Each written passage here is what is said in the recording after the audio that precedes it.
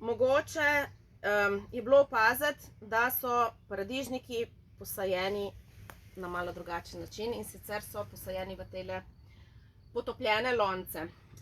Lani je bila izredno mokra sezona, kjer sem jaz v bistvu iz čistega obupa, ker nisem vedela, kam bi sadila paradižnike, ker je tukaj bila zemlja izredno močvirnata in premočena, prišla do ene ideje, da paradižnike pač posadim v lonce, ki so vkopani v zemljo, in tukaj gre za izredno rahel, kvaliteten pognojen substrat, pomešan z malo tele naše zemlje, potopljen lonec v globino in seveda dol so drenažne luknje, skozi katere s časoma paradižnik pusti vse korenine. Lani so bile korenine celo 1 meter stran od loncev.